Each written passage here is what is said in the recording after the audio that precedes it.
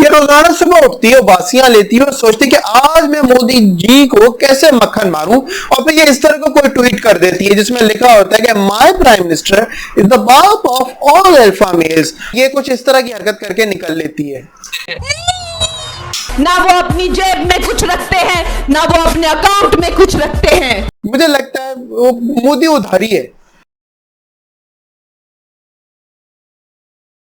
देखो भाई इंडियंस, हमने ना अपने पॉलिटिशियंस को ना जिंदगी में कभी भी इज्जत नहीं दी, ठीक है ना। हम हमेशा उनको बुरा भला ही कहते रहे, ठीक है।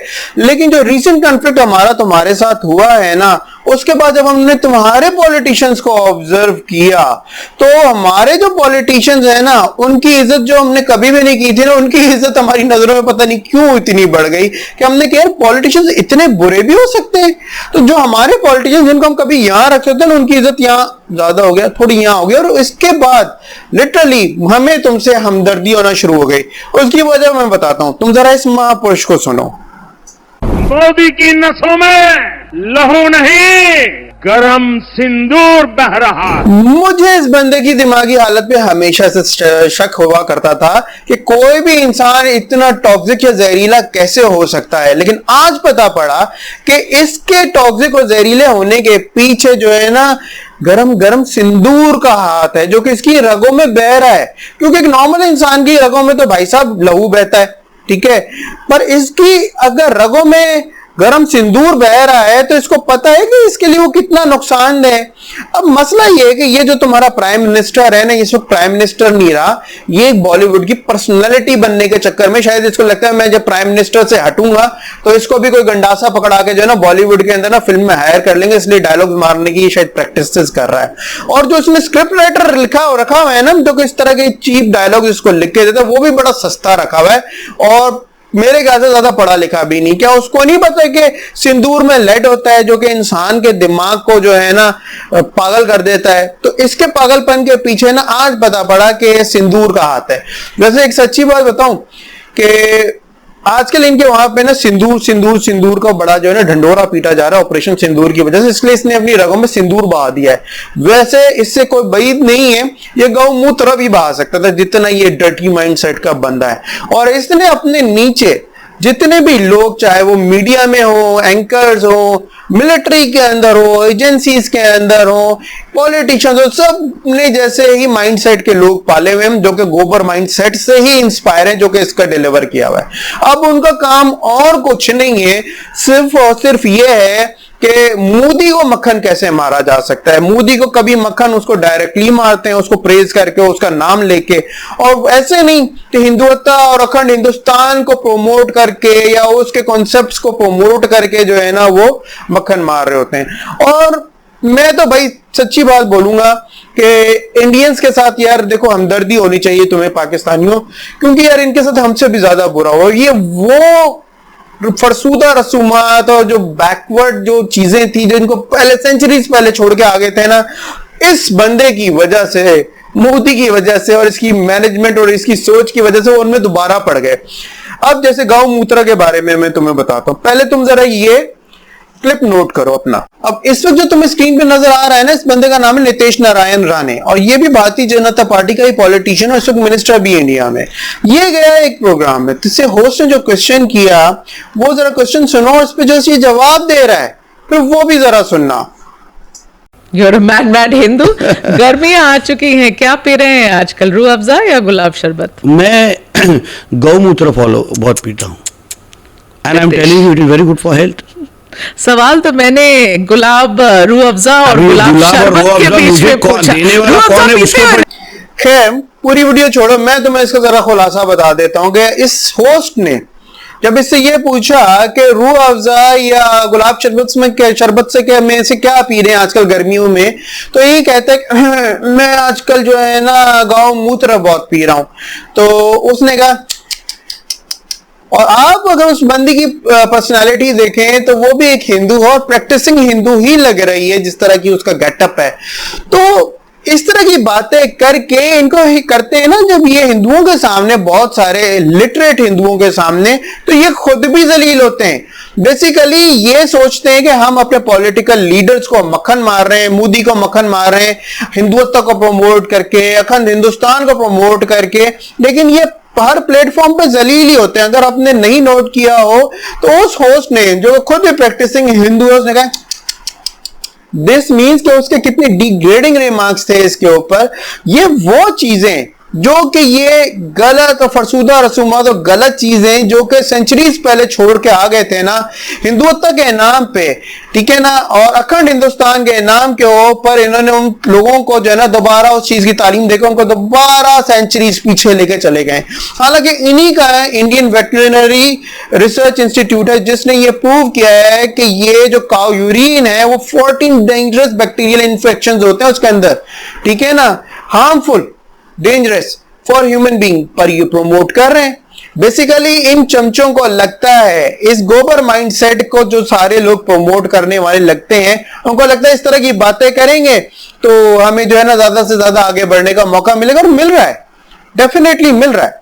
ये गोबर माइंडसेट कितना खतरनाक है, इस बात का अंदाजा तुम लोग इस बात से लगाओ कि रिसेंटली ऐश्वर्या राय भी जो है ना इस तरह के गोबर माइंडसेट वाले पॉलिटिशियंस और मीडिया के लोगों के रिमार्क्स का शिकार हो चुकी है। जब वो कैंस फिल्म फेस्टिवल के अंदर जब वो पहुंची तो फर्स्ट डे उसने सिंदूर लगाया हुआ था, तो ये सारे शुरू हो गए कि भाई जो है ना वो हिंदुस्तान की बेटी जो है ना वो क्या कहते हैं ट्रिब्यूट दे रही है ऑपरेशन सिंदूर को, कि जी हमने बड़ी जो है ना रिमार्केबल जो है ना जीत ली। वो तो सारी दुनिया को पता पड़ गया कि किसने जीत ली और किसने हार ली, सारी दुनिया को ही पता है। लेकिन बात वही है ना, अपना ही ठुका हुआ चाटना। तो इन्होंने उसको इतना ट्रोल करना शुरू किया, इतना ट्रोल करना शुरू किया कि जी वाह वाह वाह जी, देखें ऐश्वर्या राय ने इंटरनेशनल लेवल पे जाके जो है ना सिंदूर लगा के जो है ना ऑपरेशन सिंदूर को ट्रिब्यूट दिया है। अब ऐश्वर्या राय ये सब कुछ देखने के बाद हो गई इनसिक्योर। उसने कहा यार ये तो मेरे सिंदूर को नजर लगा रहे हैं, ऐसा ना कल को मेरा शौहर ही मर जाए। नेक्स्ट डे वो पहुंच गई कैंस फिल्म फेस्टिवल के अंदर वही सिंदूर लगाए बगैर। तो फिर यही पॉलिटिशियंस और यही मीडिया के लोग जो एक दिन पहले उसको बड़ा बढ़ा चढ़ा के बोल रहे थे जी हिंदुस्तान की बेटी ने ट्रिब्यूट दिया है ऑपरेशन सिंदूर को, ठीक है ना, in front of the whole world, वही इसके अगेंस्ट बोलना शुरू हो गए कि भाई आज क्यों नहीं सिंदूर लगाया, ये तो ऐसे, ये तो वैसे। तो ये जो गोबर माइंडसेट वाले लोग होते हैं ना, इनकी कोई लिमिट नहीं होती है। ये किसी को भी कभी भी कहीं भी निशाना बना सकते हैं अपने मफाद के लिए, और उसके अगेंस्ट भी हो जाएंगे जब इनको लगेगा कि यार हमारा मफाद नहीं पूरा हो रहा। लेकिन यार एक बात है, मोदी के गोबर माइंडसेट से इंस्पायर जितने चमचे चमचियां हैं, चाहे वो मीडिया में हो चाहे वो पॉलिटिकल पार्टीज में हो, उन सब पे एक चमची भारी है। अब वो है ये पहचाना, ये कंगना रनौत। ये रोजाना सुबह उठती है, बासियां लेती है और सोचती है कि आज मैं मोदी जी को कैसे मक्खन मारूं, और फिर ये इस तरह का कोई ट्वीट कर देती है जिसमें लिखा होता है कि my prime minister is the बाप ऑफ ऑल अल्फा मेल्स, और जो के ट्वीट डायरेक्टली हिट कर रहा होता है ट्रंप की ईगो को। फिर होता क्या है इन दी एंड, इसके पार्टी हेड को किसी ना किसी को इन्वॉल्व होकर इस तरह के ट्वीट्स डिलीट कराने पड़ते हैं, और ये कुछ इस तरह की हरकत करके निकल लेती है। इस सज्जन को क्या तकलीफ है भाई? और आगे से इसका जो पार्टी हेड है वो उसको कुछ इस तरह से रिमार्क्स देता है, सुनो। अब ये है इन लोगों का हाल, इन चमचों का हाल। लेकिन यार कंगना की बात यहां पे नहीं खत्म होती। कंगना एक ऐसा आइटम है जो कि फुल ऑफ एंटरटेनमेंट है, फुल ऑफ चवले हैं। तो मैं तुम्हें एक और क्लिप इसका दिखाता हूं कि ये क्या कह रही है फॉर मोदी के लिए, मोदी को मक्खन किस लेवल का मार रही है, जरा सुनो। मोदी जी ने अपनी जिंदगी का एक बहुत बड़ा कालखंड हिमालय में तपस्या करते हुए बताया है। आज अगर वे मोदी जी ने अपनी जिंदगी का एक बहुत बड़ा कालखंड जो है ना हिमालय में तपस्या करके गुजारा है। और भाई वो आधी जिंदगी तो चाय बेचता रहा, फिर उसके बाद वो नफरत बेचना शुरू हो गया। हिमालय कब पहुंचा ये मेला है, और हिमालय में पहुंचने के बाद इतना पीसफुल होने के बाद इतना जहरीला होकर ये निकला है। आगे सुनो। विश्व के सारे नेताओं को खड़ा किया जाए एक लाइन में, तो सबसे ज्यादा परसेंटेज जो है योग्यता और लोकप्रियता के आधार पर नरेंद्र मोदी की आती है। बस करते भाई, ये कह रही है बेसिकली, मैं इसकी दिल की बात कहते थे, इसकी जुबान पे मत जाओ, कि कह रही है कि अगर सारे पॉलिटिशियंस को दुनिया के अगर जमा किया जाए ना, तो उनमें सबसे ज्यादा चीपस्टर होगा ना, वो मोदी निकलेगा, क्योंकि ये उसको अंदर तक जानती है, और अंदर तक कैसे जानती है वो भी जरा सुनो, इसके बेडरूम तक पहुंची भी है यार, सुनो, गौर करो। वो दिन में सिर्फ एक टाइम का खाना खाते हैं और सिर्फ 3 घंटा सोते हैं। 3 घंटा सोते हैं? तुझे कैसे पता वो 3 घंटे सो रहा है? तू क्या कर रही होती मेरी जान उधर बैठ के? मेरे बच्चे, तू क्या करती है? तुझे कैसे पता वो 3 घंटे सो रहा है, 4 घंटे, 5 घंटे सो रहा है? उसकी तो बेगम से ज्यादा तुझे इंफॉर्मेशन है। आगे सुनो। ना वो अपनी जेब में कुछ रखते हैं, ना वो अपने अकाउंट में कुछ रखते हैं। ना वो अपनी जेब में कुछ रखते हैं, ना वो अकाउंट में कुछ रखते हैं। इससे कोई बोल दे, मेरा मैसेज पहुंचाना कि क्या तूने कभी बेड के नीचे लाइट मार के देखा है मोबाइल की? क्या पता तेरे आते ही वो अपना वॉलेट जो है बेड के नीचे फेंक देता हो। और तुम्हें लगता है कि वो बंदा जेब में पैसे लेके घूमेगा? दुनिया का वो एक कंट्री का प्राइम मिनिस्टर है, वो कोई सौदा सब लेने, दही वगैरह तो लेने नहीं जाता ना बाहर है, जो उसकी बीवी से पैसे देगी, जा दही लेके आ जा, तो जाके गोभी लेके आ जा। वो प्राइम मिनिस्टर समझ नौकर है, वो पैसे लेके क्यों घूमेगा? और तूने क्यों उसका अकाउंट चेक किए हैं? मुझे लगता है वो मोदी उधारी है, उधार पे काम करने वाला बंदा है। और देखना, ये मोदी हटे, ये सबसे पहले भागी भागी आएगी कि मोदी ने इतने मेरे पैसे खा लिए, मोदी से मेरा जो है ना उधार वापस करवाया जाए। तुम देख लेना, क्योंकि ये है गोल्ड डिगर, क्योंकि इसकी एक्टिविटीज से अंदाजा लगा लो, जिससे क्या जिस तरह से ये उसका रूटीन बता रही है ना, ये कहां तक घुसी हुई है अंदर।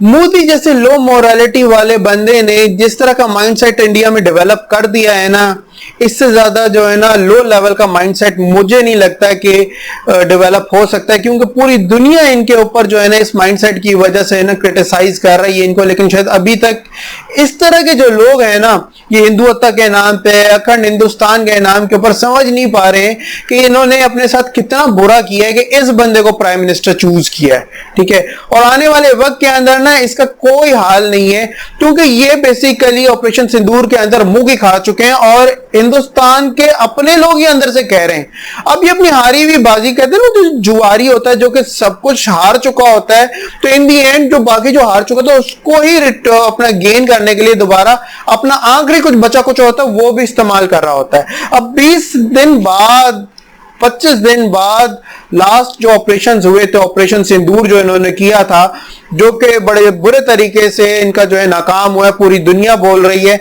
और अब उसके बाद इसने दोबारा एक कोशिशें करना शुरू कर दी ताकि उसका पॉलिटिकल एडवांटेज ले सके। उसके ऊपर ये इंडिया के खजाने बर्बाद कर रहा है, ठीक है ना, एक पॉलिटिकल एक कैंपेन चला के। और वही डेफिनेटली ये अपने आप को कोई बॉलीवुड का हीरो समझता है। इस तरह की वो हरकतें करता फिर रहा है कि जब विजिट्स पे जा रहे थे, कर्नल सोफिया कुरैशी, जिसको इन्होंने बाद में गद्दार कह रहा था, इसका इनका एक पॉलिटिशियन, उसकी फैमिली को इकट्ठा करके अपने पे फूल फेंकवा रहा है, बकायदा फिल्मिंग की जा रही है कि जी वो उसकी फैमिली इसके ऊपर फूल फेंक रही है।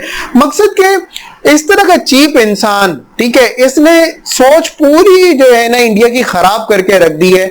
मीडिया इनका कितना बदनाम हुआ है, लेकिन उस मीडिया पे कोई एक्शन नहीं हुआ कि आपने किस तरीके से आपने जो है ना गैर जिम्मेदारी से जो है ना आपने ये सारी जो है न्यूज़ेस हैं अपने जो है प्लेटफॉर्म से जो है ना टेलीकास्ट की है ड्यूरिंग वॉर सिचुएशंस। इन पे नहीं, क्योंकि बेसिकली वो इसी के लोग हैं, इसी के लिए काम करते हैं, इसी के चमचे हैं, ठीक है ना, इसी को प्रमोट करने वाले के लिए उन्होंने कोई बात करनी नहीं थी, क्योंकि वो उसके चमचे हैं।